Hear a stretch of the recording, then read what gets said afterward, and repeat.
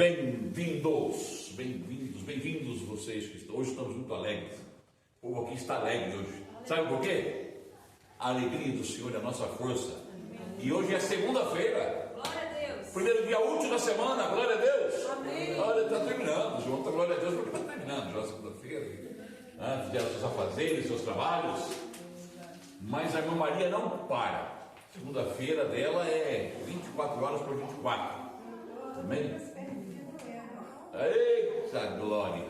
Então vamos aí, gente boa, bem-vindos à nossa aula de discipulado, bem-vindos aos alunos presenciais, bem-vindos aos alunos que estão na plataforma digital, bem-vindos vocês que estão aí no Brasil. CEPAM, Deus abençoe. Eu tenho mandado, enviado para vocês os vídeos e sei que vai ter também uma conferência aí abençoada e que o tema seja realmente cativante, relevante e edificante para o crescimento da igreja. Amém?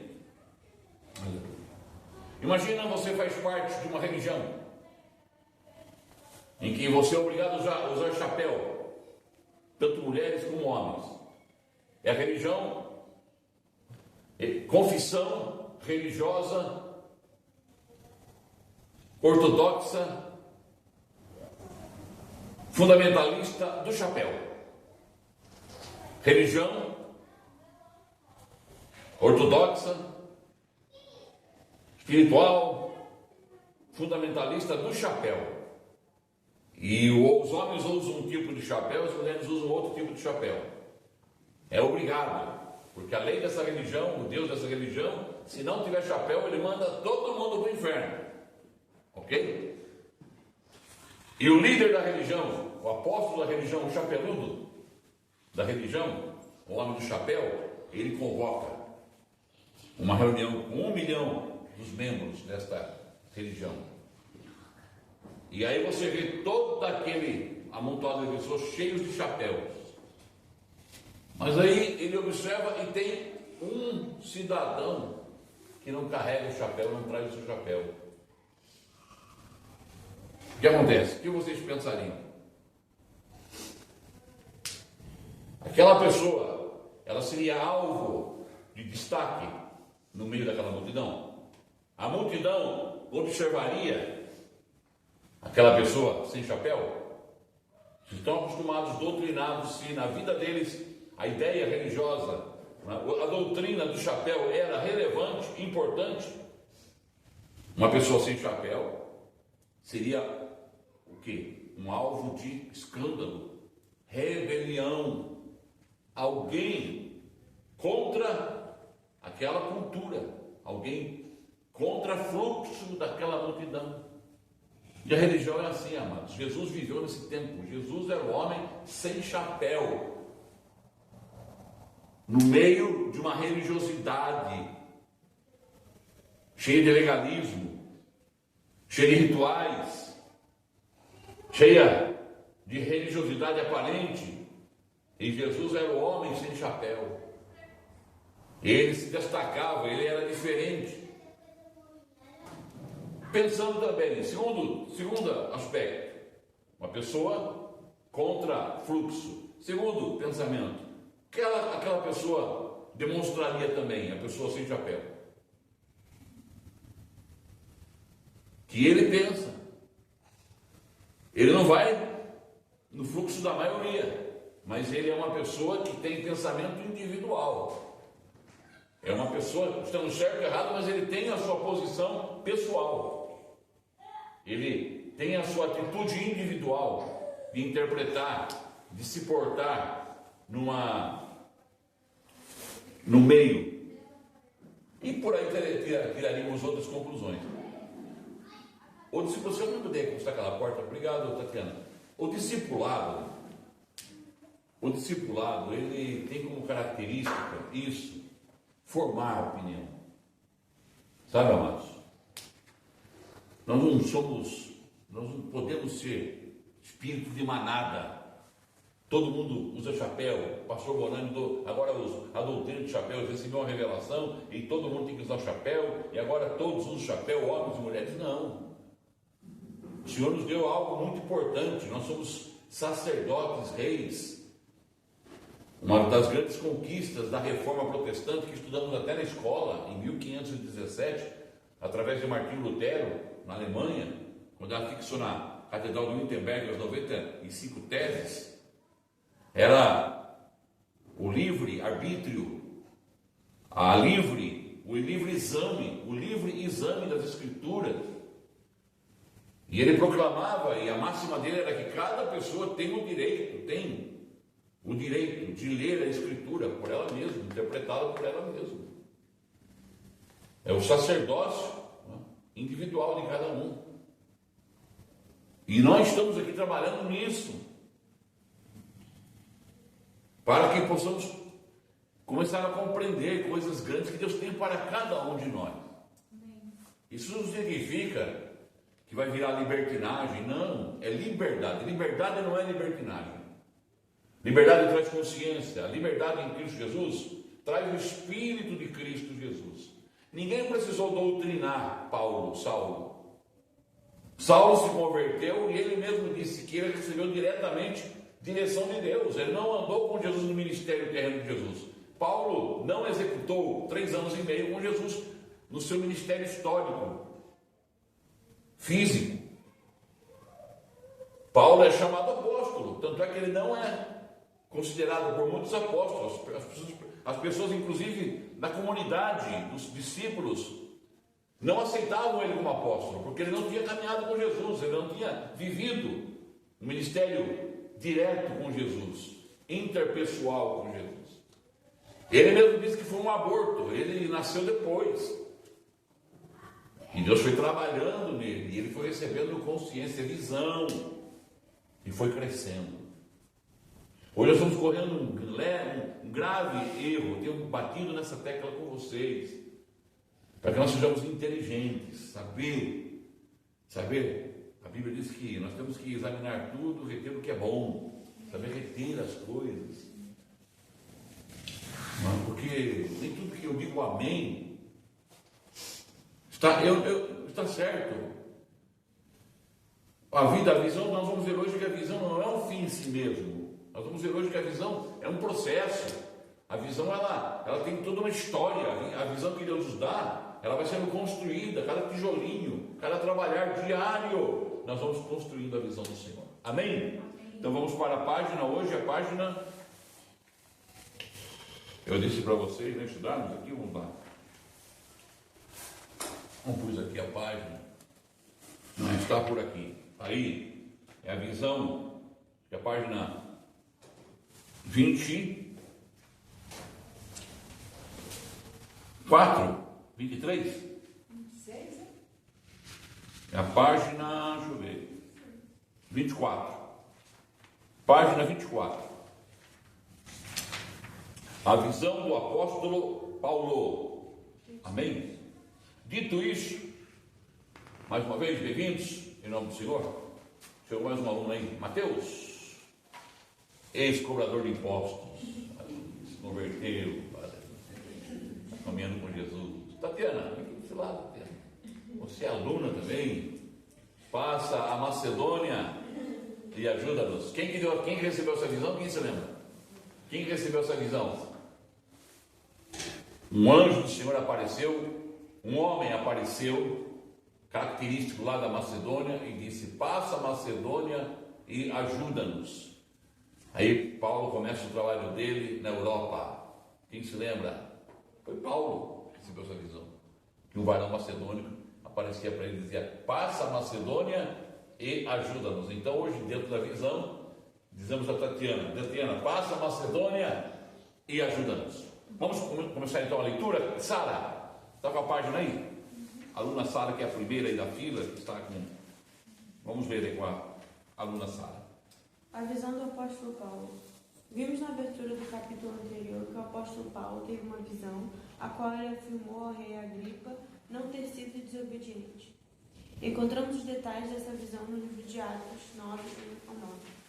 Então nós lemos, cortando só um pouquinho, Sara, nós lemos tanto esse capítulo, Atos 26 e o capítulo 9, exaustivamente aqui nas aulas, não é? Nós já temos de cor e salteado no coração. Vamos lá, continuamos, Sara. Vejamos agora os antecedentes da sua carreira e porque ele teve essa visão. Paulo era alguém que prendia os que invocavam o nome do Senhor. Atos 9, 13 ao 14. Ele era um judeu padrão da tribo de Benjamim, extremamente zeloso da lei e das tradições dos seus antepassados.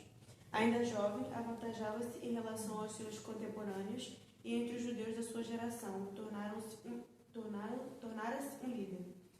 Foi tido como importante pelos principais sacerdotes, escribas e fariseus, sendo enviado para prender todos os que invocavam o nome do Senhor, ou seja, aqueles que criam em Jesus. O apóstolo Pedro já havia falado sobre os que invocam aos judeus que se converteram no dia de Pentecostes, Atos 2, 21. Relembremos alguns aspectos desse fato. No dia de Pentecostes estavam reunidas na cidade de Jerusalém umas 120 pessoas convertidas. Eram principalmente galileus, pessoas consideradas da cultura inferior. Assim, era extremamente difícil pregar o evangelho aos judeus em Jerusalém, levando-se em conta que, há 50 dias atrás, exatamente, eles haviam gritado em Pôncio Pilatos, governador da Judéia, com respeito a Jesus: crucificam, crucificam. Apesar de o governador ter dito que não encontraram em Jesus crime algum. Então, em determinado momento, veio do céu um som, como de um vento impetuoso, enchendo toda a casa. O vento impetuoso significa o poder do Espírito Santo. E em línguas como de fogo pousaram sobre cada um deles. A partir desse instante, todos os galileus ficaram cheios de Espírito Santo e passaram a falar as grandezas de Deus nas línguas das pessoas provenientes das várias nações que se haviam juntado em Jerusalém. Todos ficaram atônitos e perplexos porque ouviam os galileus falarem em seus próprios dialetos, e entre eles havia os que zombavam, dizendo estar os que falavam em línguas simplesmente embriagados. Pedro então levantou-se, dizendo que eles não estavam embriagados, sim cheios do Espírito Santo, citando o que fora predito pelo profeta Joel: vossos filhos e vossas filhas profetizarão, vossos jovens terão visões e sonharão vossos velhos. E acontecerá que todo aquele que invocar o nome do Senhor será salvo. Amém. Atos 2:17 até o 21. Nós temos ali a experiência daqueles 3.000 que se converteram. Pedro fala sobre invocar o nome do Senhor. Vocês leram o que significa esse termo invocar o nome do Senhor? Qual é a significância desse termo, ou dessa atitude, ou dessa expressão, e também dessa confissão, estilo de vida? O Evangelho me chama para um estilo de vida de invocar o nome do Senhor. E quando fala invocar o nome do Senhor, não significa apenas e simplesmente verbalizar. O Senhor é Deus, o Senhor é bom, todo-poderoso, El Shaddai, El Elohim, El Elyon. A gente ouve muitos esses termos, que são realmente nomes que foram dados, todos os nomes que há nas Escrituras. Não foi Deus que se manifestou, foi o homem que deu.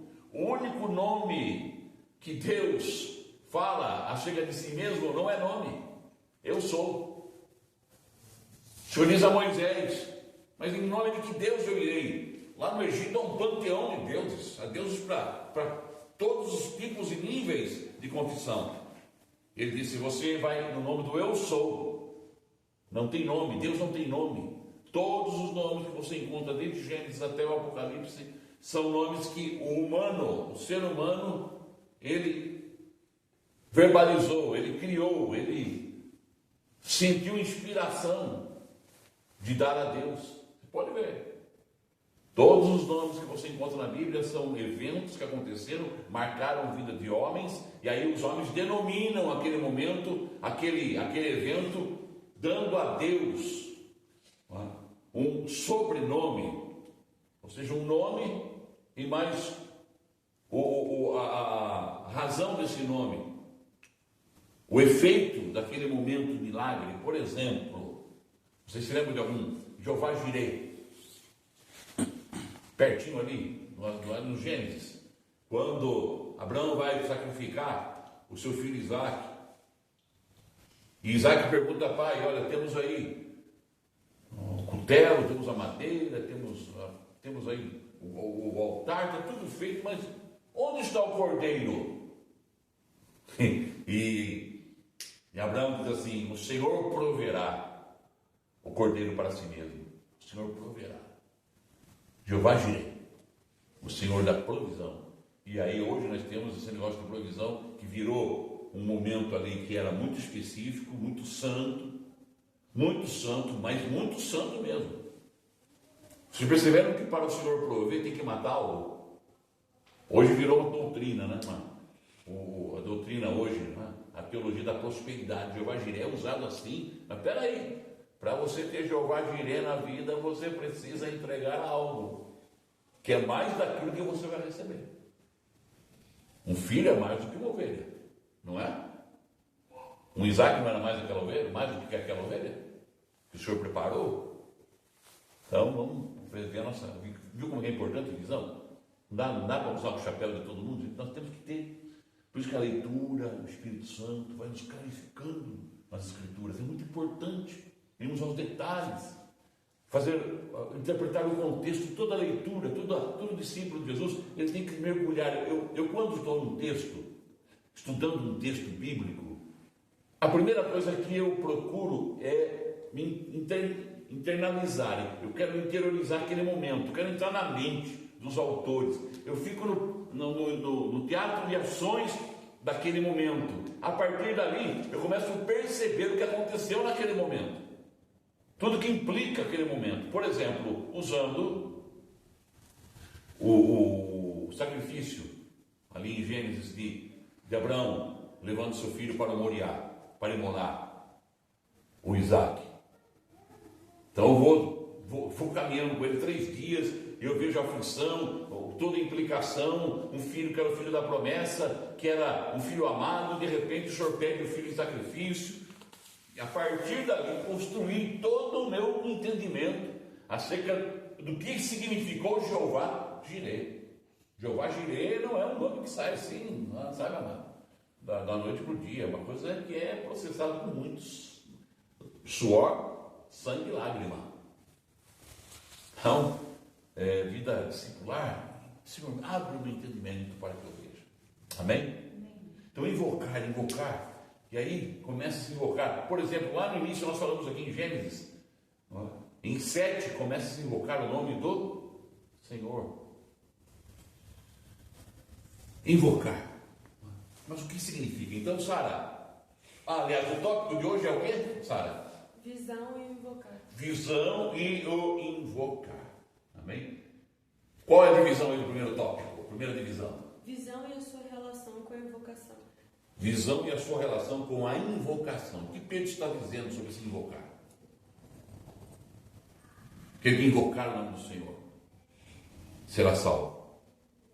Existe todo um contexto também, que está como pano de fundo para aqueles discípulos galileus aceitarem o Evangelho e começarem, a partir dali, ter uma nova invocação, invocar uma nova entidade, um novo ser, que para eles se torna o seu Deus, verdadeiro Deus, real Deus.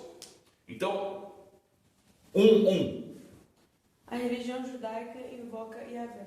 A religião judaica invoca quem? Yahvé. Jesus foi julgado porque chamavam ele, eu sou. Ele disse antes que Abraão existisse. Ele usou um termo forte, aquele termo que foi usado lá por Moisés, eu sou. Essa palavra para o judeu era uma blasfêmia, profanação. Como é que ele fala que eu sou? Ele fala Yahvé. Aliás, o termo hebraico, esse pentagrama aí, não se consegue interpretar muito bem, os tradutores não conseguem traduzir ao pé da letra o que realmente é o nome do Senhor. Mas quando Jesus mencionava isso na sua época, isso era uma blasfêmia. Por quê? Porque para a religião judaica só Yahvé podia ser invocado. Lá em João capítulo 20, verso 28, se a minha memória não me trai, Tomé disse, Senhor meu e Deus meu. Lá no grego é déspota kyrios. Déspota kyrios. Senhor Deus, Senhor, Tu és o meu Senhor, absoluto, Tu és o meu Deus, Senhor meu e Deus meu. Invocar é isso. Ele é o meu Senhor e Ele é o meu Deus a partir de agora. Mais ninguém. Amém? 1.2. A religião romana invoca César. A religião romana na época invocava César. César é o Senhor. Onde César ia, onde César estava presente, onde havia qualquer evento, onde o nome de César, ou a entidade de César era mencionada, estava em questão, havia uma expressão: César é o Senhor. Ave César. Quem conhece essa expressão? Ave César. Então, para a religião romana, que tem influência tanto da mitologia romana como da mitologia grega, César era considerado um filho de Deus, um Deus, um semideus, alguém que deveria ser invocado. Então esse é o pano de fundo daquela época. Uma religião judaica que só invocava Yahvé e uma religião romana que só invocava César. 1.3. Os discípulos invocavam o nome do Senhor. E os discípulos invocavam o nome do Senhor. Senhor. Alguém está aqui invocando aqui o telemóvel, que entendeu, compreendeu, sabe, eu já sabia que estava na aula, percebeu, caiu a ficha e desligou. Nada de urgente, né? Amém, amados? Então, esse invocar tem essa visão e a sua relação com a invocação. Que quando agora eu me converto a Jesus Cristo, eu só invoco o nome de um Senhor. Ele é o meu Senhor e meu Deus. João 20, 28. Ele é meu Senhor e meu Deus. Então esse era invocar. Ou seja, os discípulos abriam mão da invocação da religião judaica, abriam mão da invocação de César e só invocavam Jesus Cristo. Por que eles foram perseguidos? Sara, por que eles foram perseguidos? Está implícito isso? Que eles começaram só a invocar o nome do Senhor? Não se dobravam a outros deuses? Lembra da analogia que eu fiz do chapéu? De repente aparece um povo lá que tira o chapéu. E diz: agora não vamos mais usar esse chapéu. Nem o chapéu da religião judaica, nem o chapéu da religião romana, nem o kippah. E tem gente cristã que está usando kippah. Até o kippahzinho tem umas... Mas deixa para lá, vai. Deixa para lá esse negócio aqui. Deixa para lá, meu Deus do céu. Ai, meu Deus, né? Cara, não, o chapéuzinho pequeno não pode, moço? É chapéu, seja pequeno, grande. Deus quer nos libertar em Cristo Jesus. Só Ele é o nosso Senhor. Amém? Em sua casa, Ele é o teu Senhor. A Renovo não é o teu Senhor. A teologia não é o teu Senhor. Nem a nossa doutrina é o teu Senhor, se não tiver o Senhor mesmo. Porque se a doutrina não tiver o Senhor, é doutrina de homens. E o que mais, amado, nós temos visto são pessoas com chapéu, fábrica. A igreja se tornou uma fábrica de chapéus, que vai colocando nas pessoas que não começam a pensar seu chapéuzinho. Que Deus abra a nossa visão hoje e que possamos confessar: só Jesus Cristo é o nosso Senhor e o nosso Deus. Aleluia. E aí eles eram carne, perseguidos, porque quando estavam diante das autoridades, invoquem César. Não, César não é mais o meu Deus. Invoca Yahvé, não, agora Jesus Cristo é o meu Yahvé. Ele é o meu Senhor, Ele é o Pai da eternidade, Ele é o Emanuel, Ele é o Deus conosco. O Deus Yahvé está distante, o Deus conosco está comigo, mora e habita em mim, e traz o Pai junto. Eu e o Pai faremos nele morada. Outra coisa que Jesus trouxe para a religião judaica, que explodiu, ele chamava o Pai. Era um termo que não havia, Pai. Deus era um Deus tirano, um Deus distante, não tinha relação paternal com seus filhos. Agora Jesus diz: Pai nosso que está no céu. Começa a introduzir na mentalidade e no espírito deles uma relação nova de afinidade paterna de um pai. Usa a parábola no Lucas capítulo 15 do filho pródigo, de um pai que espera e perdoa. Esse é o nosso Pai. Amém? Jesus traz, Ele é o Filho que traz o Pai para ser nosso Senhor absoluto. Agora continuamos a leitura. Camila, onde Sara parou, você pode continuar. Amém? É o certamente aí.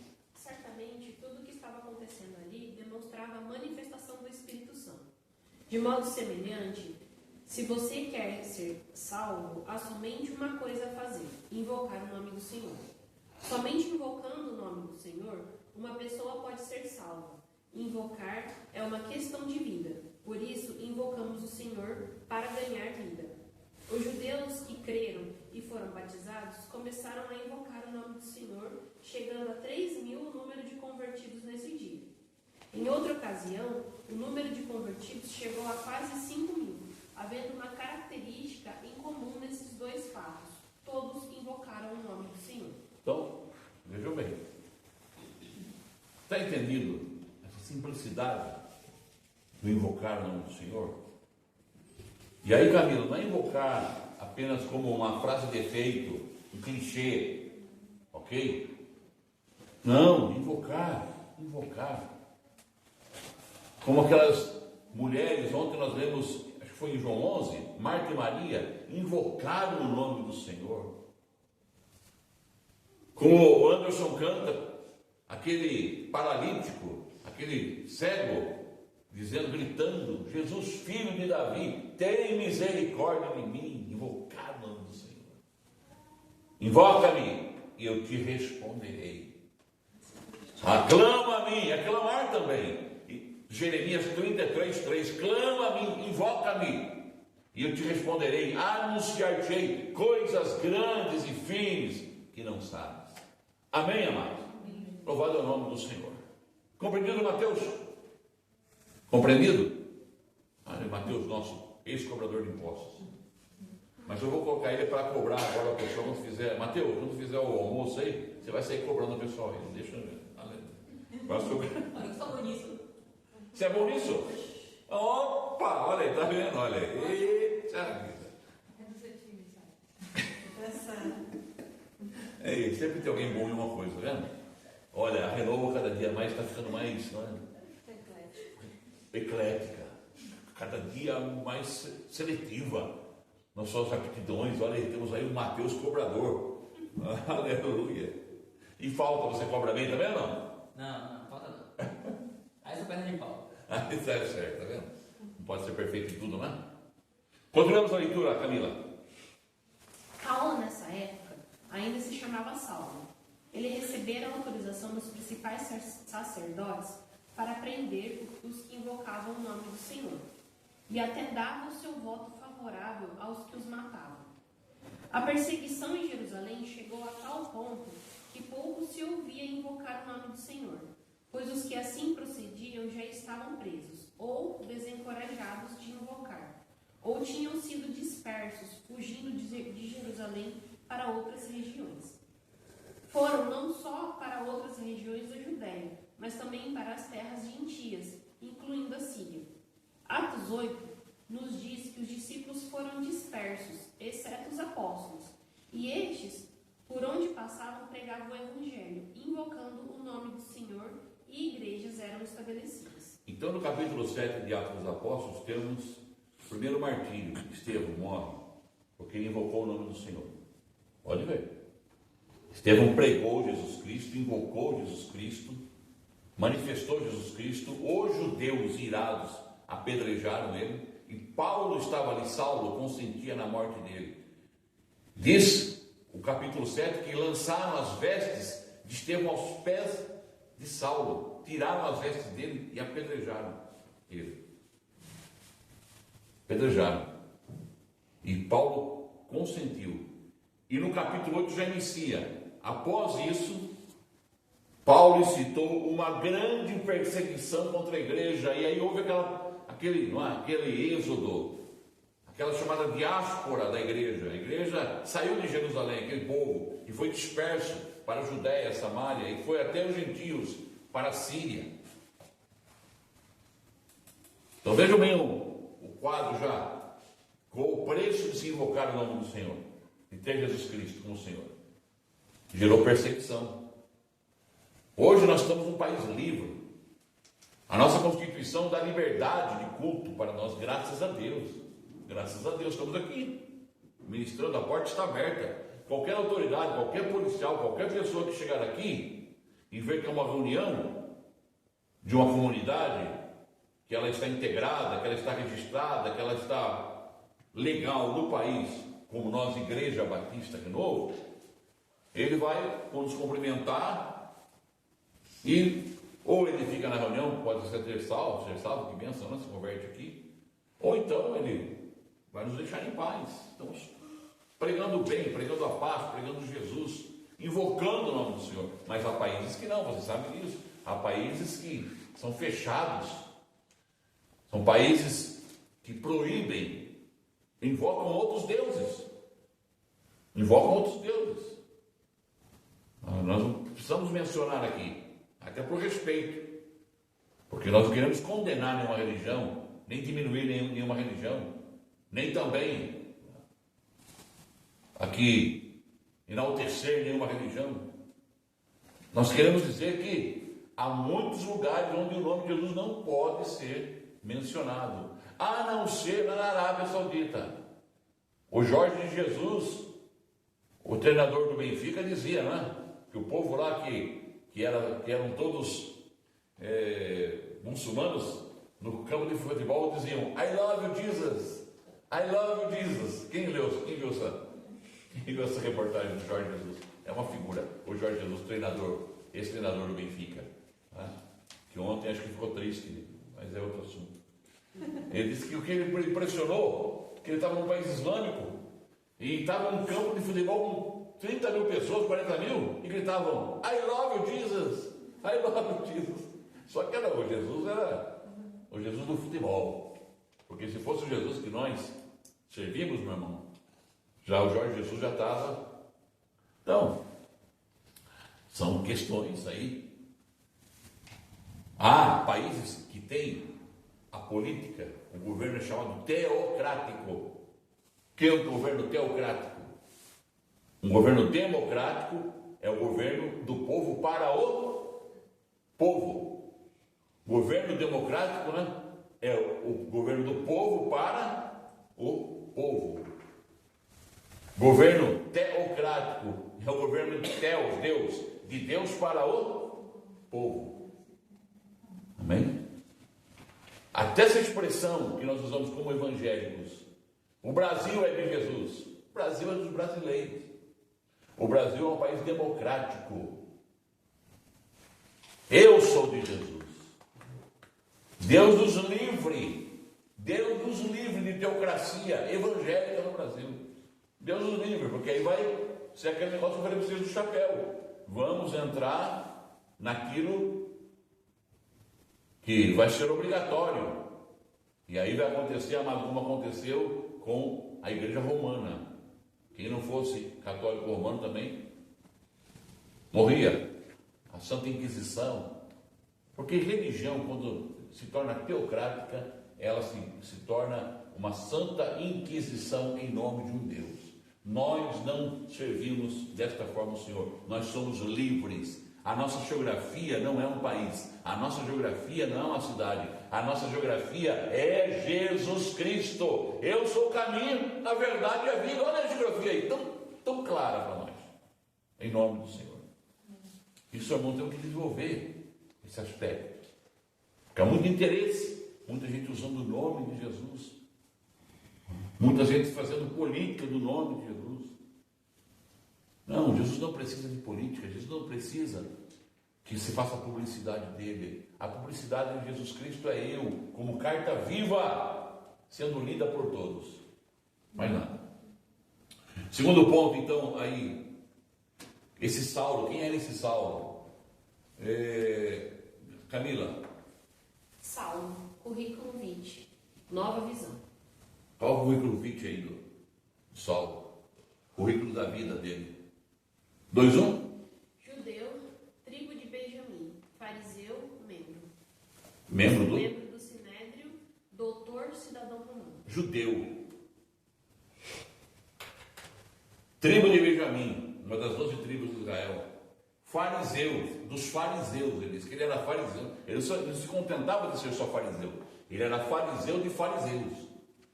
Ou seja, ele é o fariseu mais depurado. Aquele religioso mais preparado. Se preparou aos pés de Gamaliel, grande mestre da teologia judaica. Fariseu de fariseu. membro do Sinédrio.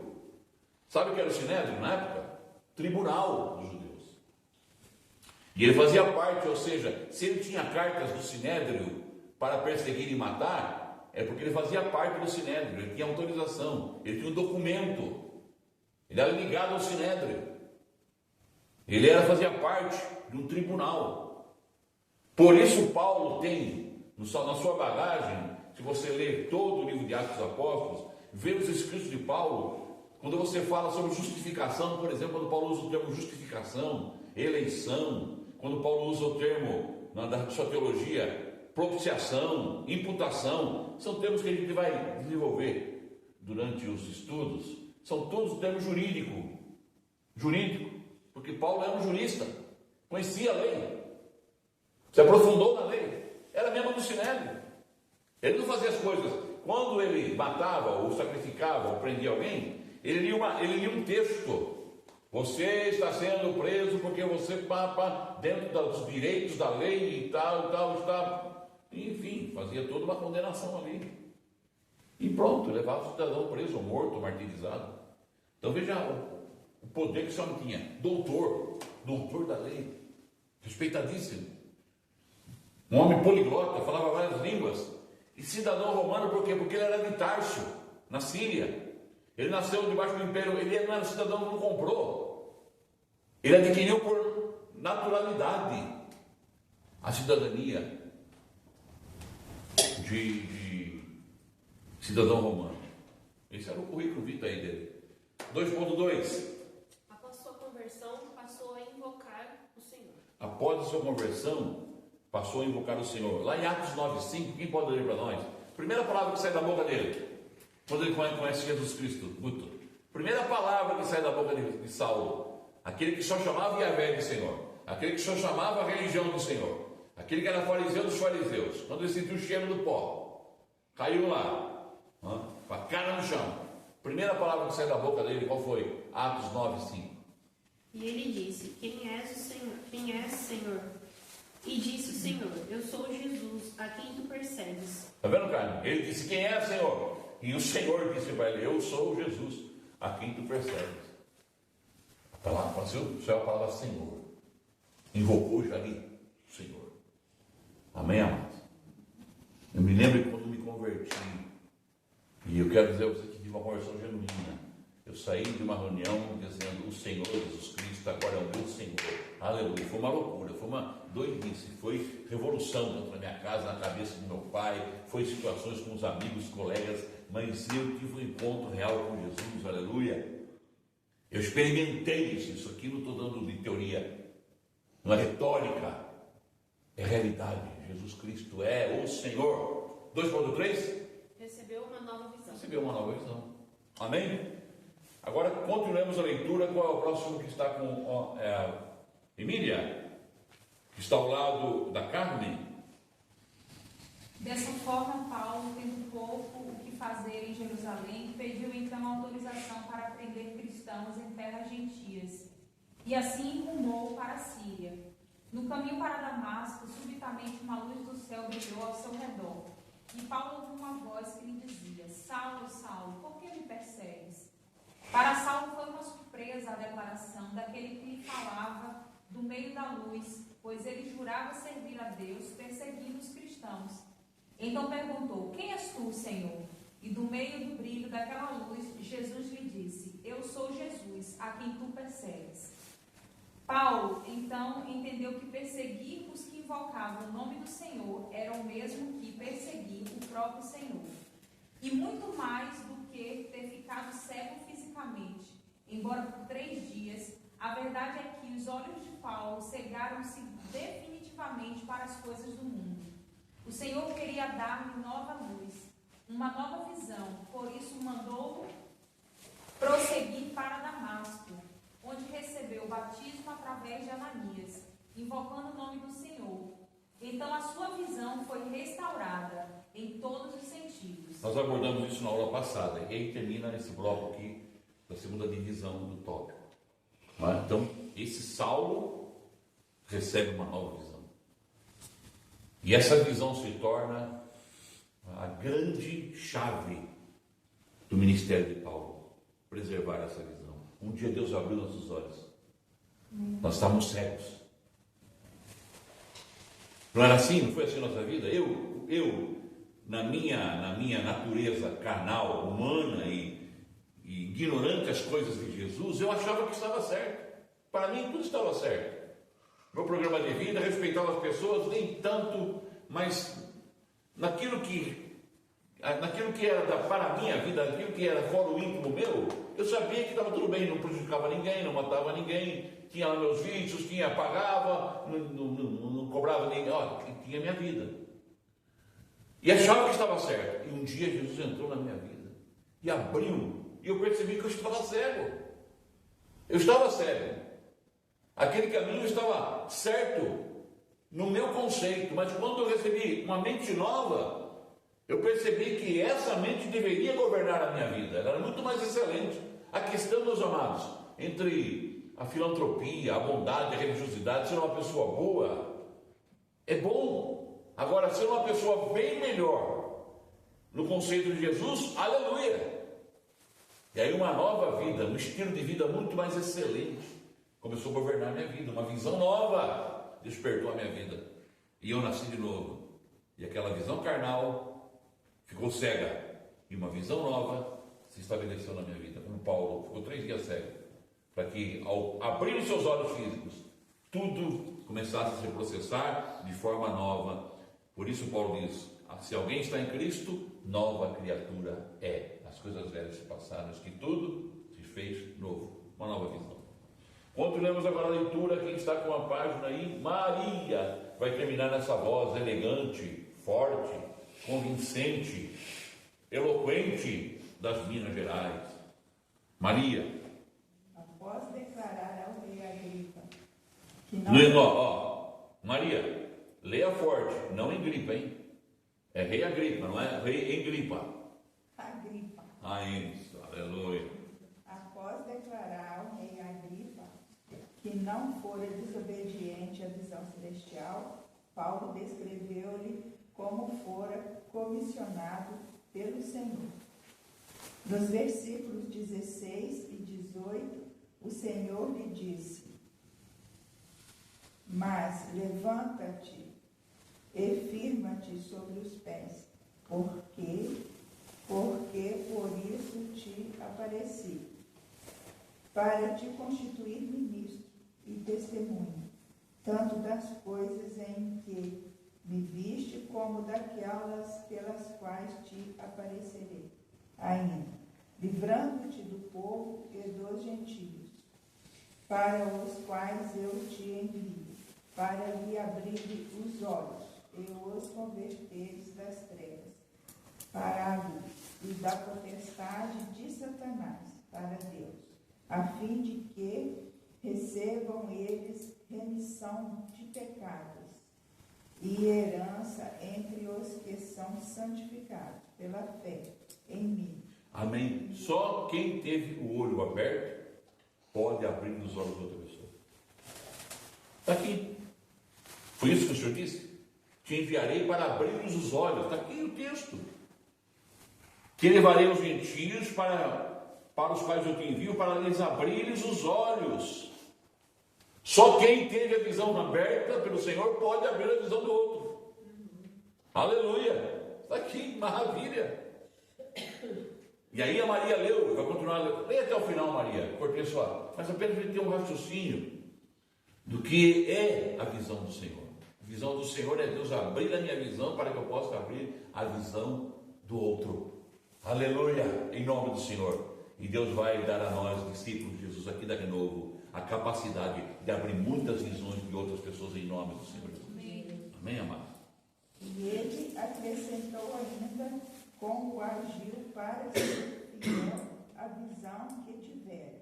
Mas anunciei primeiramente aos de Damasco e de Jerusalém, por toda a região da Judéia, e aos gentios, que se arrependessem e se convertessem a Deus, praticando obras dignas de arrependimento. Versos 20. Paulo teve a visão e iniciou imediatamente o seu trabalho em Damasco, mas, segundo a própria Bíblia, a visão é progressiva, necessitando de sucessivas revelações, para que ela se torne mais completa e definitiva. Assim foi no caso de Paulo, pois a ele estava reservada uma visão ainda maior. Amém? Então, no encontro que Paulo teve com o Senhor Jesus, na visão que ele teve, Jesus disse: eu te revelei, eu te mostrei e ainda te mostrarei.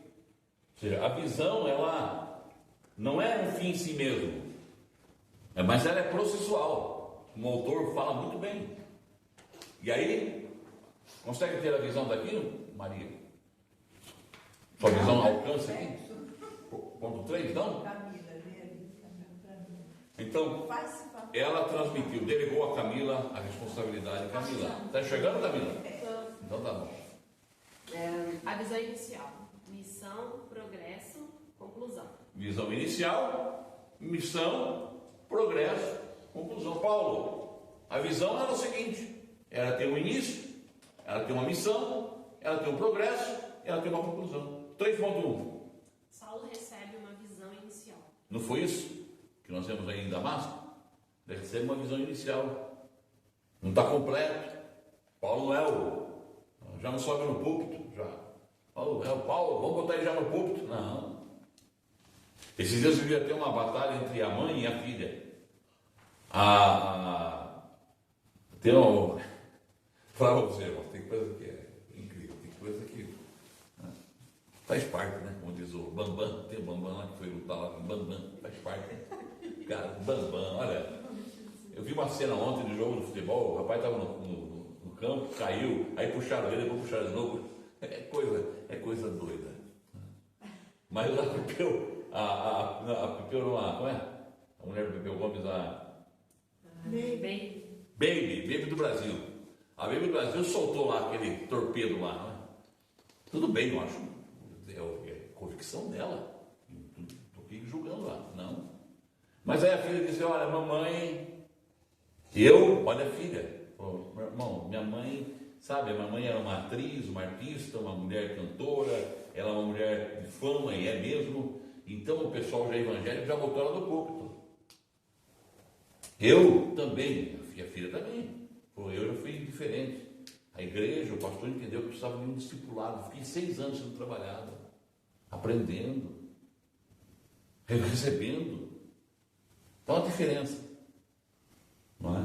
Os dois são do Senhor. Só que um tem uma visão, não é, distorcida das coisas, viu?